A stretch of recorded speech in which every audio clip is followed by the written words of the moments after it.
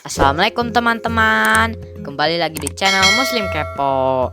Apa aja sih makhluk yang pernah dikisahkan dalam Al-Quran dan hadis?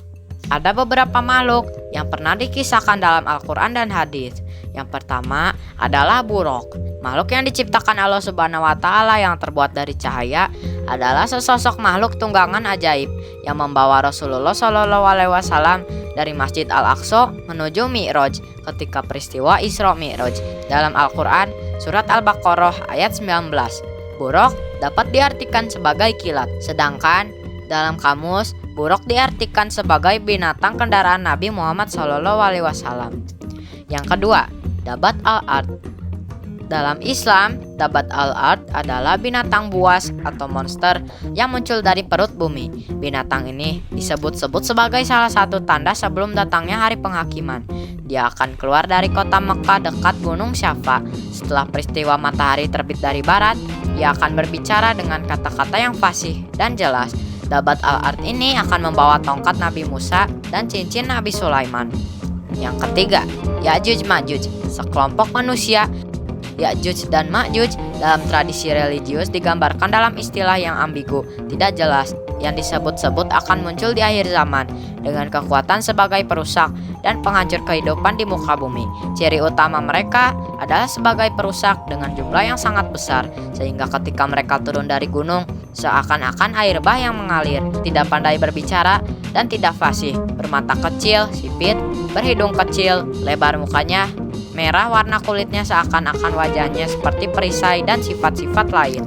Keempat, Dajjal. Nabi Muhammad SAW mengingatkan kepada para pengikutnya untuk membaca dan menghafal 10 ayat pertama dari surat Al-Kahfi sebagai perlindungan dari Dajjal, dan kalau bisa berlindung di kota Madinah dan Mekah, karena Dajjal tidak akan pernah bisa masuk ke kota tersebut yang dijaga oleh para malaikat. Dajjal digambarkan sebagai tokoh kafir yang membawa fitnah di akhir zaman. Rasulullah Shallallahu Alaihi Wasallam bersabda, sejak Allah Subhanahu Wa Ta'ala menciptakan Nabi Adam alaihissalam sampai ke hari kiamat nanti, tidak ada satupun ujian yang lebih dahsyat daripada Dajjal. Kelima, Azazil. Azazil disebut sebagai bapa dari bangsa jin. Ada pula yang menyebutkan bahwa nama asli iblis adalah Al-Harith. Menurut syariat Islam, Azazil diciptakan sebelum Nabi Adam. Azazil pernah menjadi imam para malaikat, syahid al-malaikat, dan hazin al-jannah, bendaharawan surga.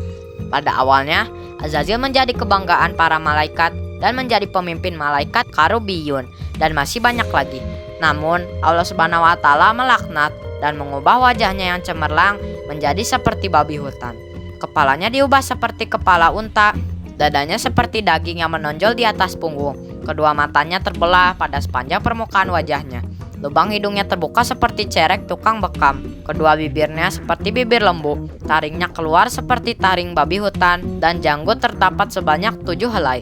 Azazil diberi umur hingga hari akhir kiamat dengan janji untuk menyesatkan manusia sebanyak mungkin dan menemaninya di neraka jahanam kelak. Keenam, Anko. Dalam mitologi Islam, Anko digambarkan sebagai burung besar misterius. Burung ini sering diidentikan dengan burung Simurg dari Persia dan Phoenix dari Mesir kuno. Burung ini dikisahkan tinggal di sebuah gunung tinggi yang bernama Gunung Falaj. Apabila burung ini terbang, maka dia sanggup menutup matahari seperti awan. Bulunya memiliki warna yang sangat banyak. Lehernya seperti leher unta, memiliki 4 sayap, 2 panjang, serta 2 lagi ukurannya lebih pendek. Meskipun keberadaannya belum bisa dibuktikan secara ilmiah, sebagai umat Islam yang beriman, kita harus mempercayai adanya makhluk-makhluk tersebut. Terima kasih teman-teman yang sudah menonton. Jangan lupa like, comment, share, dan subscribe. Wassalamualaikum warahmatullahi wabarakatuh.